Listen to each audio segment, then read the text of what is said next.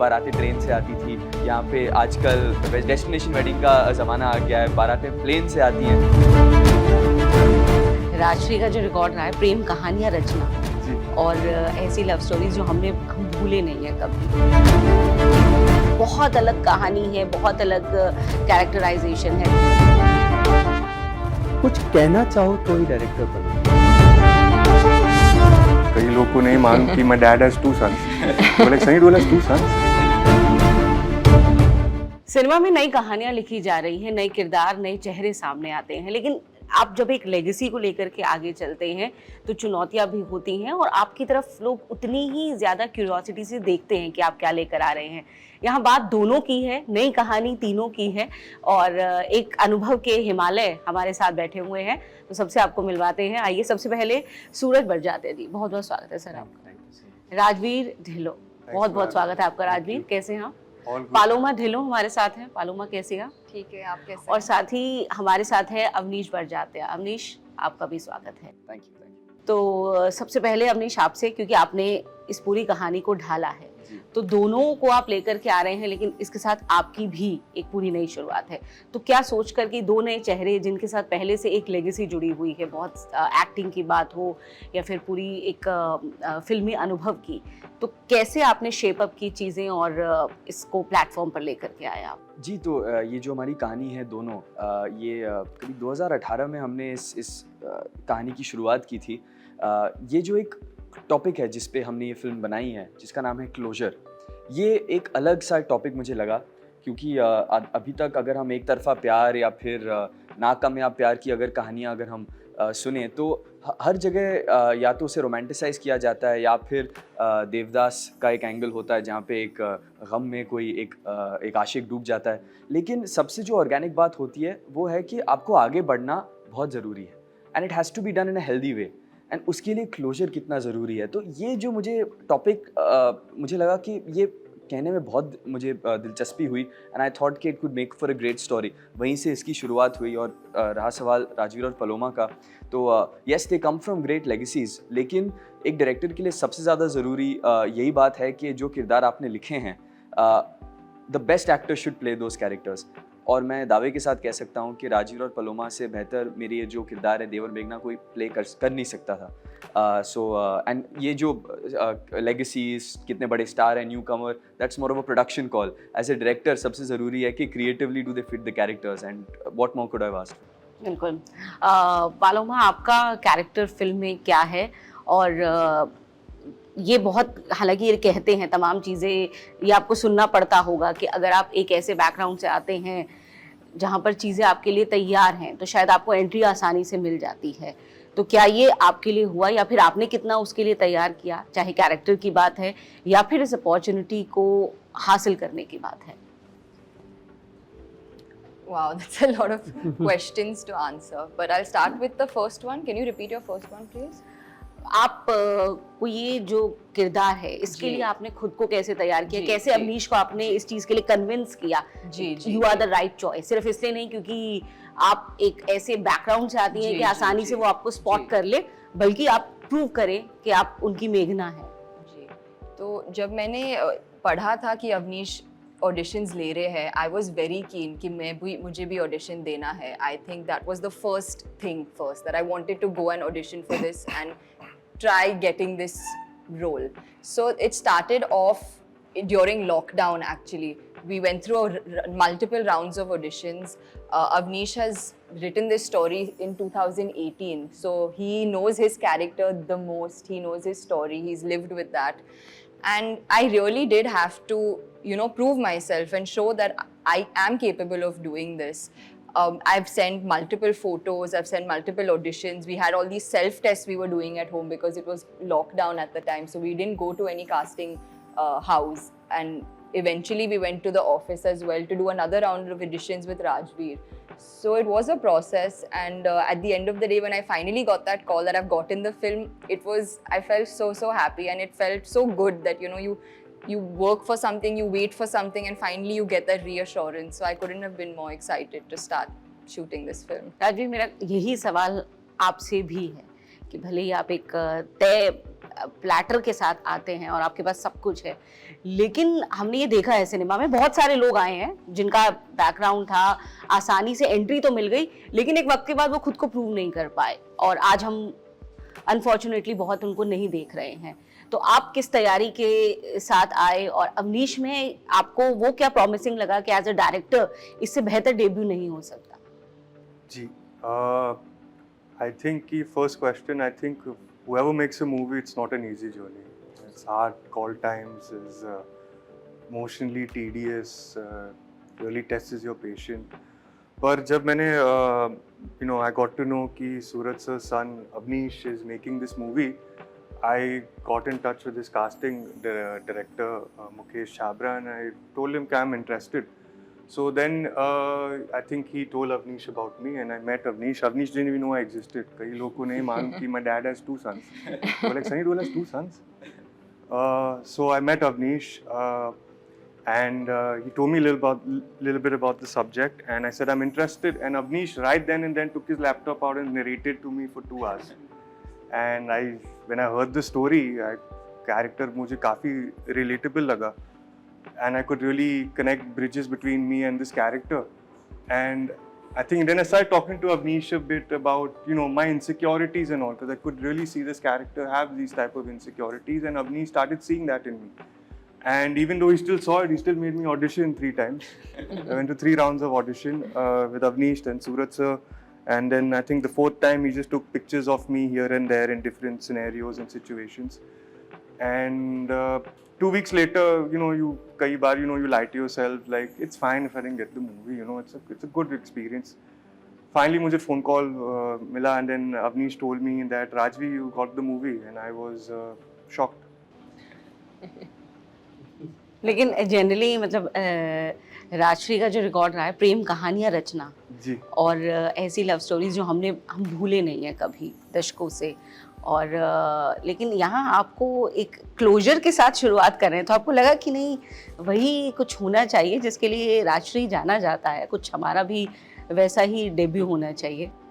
Not at all, not at all, not at all, not at all. I in fact loved how different this was. I loved how the character was. I saw him as an anti-hero. I saw him as the opposite of any other leading launch Bollywood star or whatever you want to label them as. Anything. The character was not charismatic. It was not he's beating up people. He's not like he had 6 packs. This boy had full of emotions and dreams, and he tries so hard but nothing goes his way. And I just instantly fell in love with Dev. लेकिन debut कराना भी challenge इसलिए है अवनीश, क्योंकि ये जो दौर है ये हम बहुत सारे चेहरे देख रहे हैं। बहुत अच्छी बात भी है कि हमारे पास चॉइस है, लेकिन चैलेंज है डायरेक्टर के लिए भी और एक्टर के लिए भी। तो उस लिहाज से ये आपको भी लगा कि चैलेंज है, क्योंकि कहानी भी अलग है। राजश्री का जब आप एक आदमी सोचता है, हालांकि ऊंचाई के साथ चीज़ें बदलती हुई देख रहे हैं हम कि वक्त के साथ सब कुछ बदल रहा है, लेकिन इसमें वो टिपिकल लव स्टोरी और वो वैसा सब कुछ ग्रैंडियर ना होकर के बहुत अलग कहानी है, बहुत अलग कैरेक्टराइजेशन है। तो ये एक एडिशनल चैलेंज था। जी, आई थिंक सबसे ज़्यादा चैलेंजिंग ये बात होती है कि एक लव स्टोरी को नए ढंग से हम कैसे बोल सकें आज के युग में, क्योंकि लव स्टोरीज इतनी आ चुकी हैं। जैसे मैं कहूँगा मैंने प्यार किया is such an iconic film, लेकिन अगर कोई आज कोई नया मैंने प्यार किया देखे तो उनको लगेगा अरे ये कहानी तो इस फिल्म में भी थी, उस फिल्म में थी, क्योंकि कितनी फिल्मों ने मैंने प्यार किया से कितना कुछ लिया है। तो love stories have to always be said in a fresh way, और इसलिए दोनों का ये जो सब्जेक्ट है क्लोजर, जो हमने दोनों में एक्सप्लोर किया है, ये मुझे लग रहा है is a fresh concept, and I think that freshness is very important for it to stand out in today's day and age. इन टर्म्स ऑफ जो राजश्री की जो पुरानी कहानियाँ हैं, डेफिनेटली ये कहानी जहाँ शुरू होती है काफ़ी कहानियाँ ख़त्म हो चुकी होती हैं। नॉर्मली आपको लगता है कि लड़का लड़की मिले, प्यार हो गया और शादी हो गई और हैप्पी एंडिंग उनकी लाइफ की, लेकिन बहुत बार ऐसा होता है कि ये जो मिलते हैं 2 प्रेमी, या फिर आप किसी एक लड़की से प्यार करते हैं और वो प्यार आपको वापस नहीं मिलता, तो मूव ऑन करना कितना ज़रूरी है। So that way this was a fresh element, लेकिन इस फिल्म में भी वही ग्रैंडियर है क्योंकि शादी पे निर्धारित पूरी फिल्म है, एक डेस्टिनेशन वेडिंग है।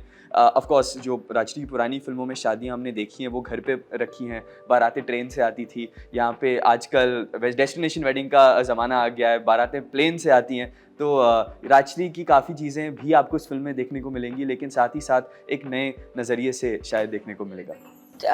बीते 20 सालों में की रिपोर्ट थी कि ग्लोबली इंडियन वेडिंग मार्केट ने जो बूम पकड़ा है, तो जी। मुझे सिर्फ उसके लिए राजश्री पिक्चर्स ही जिम्मेदार है कि ऐसी ही शादियां होनी चाहिए। सूरज जी, आप अपने आप में अनुभव का हिमालय हैं, तो अवनीश के लिए भी एक चैलेंज था क्योंकि वो भी एक बहुत बड़ी लेगेसी, जहाँ तक हम बैनर की बात करते हैं वो तो है ही, और उसके साथ आपने जो किया है उससे आगे जा कर के करना, तो क्या गुरु मंत्र दिया आपने अवनीश को? मैंने एक्चुअली ऑनेस्टली एक ही चीज़ कही थी अवनीश को, जो मेरे फादर ने मुझे कहा था कि देखो अगर डायरेक्टर बनना है तो कुछ तुम्हें कहना क्या है, तुम्हें समाज को, दुनिया को, अपनी जनरेशन को कुछ कहना चाहो तो ही डायरेक्टर बनो।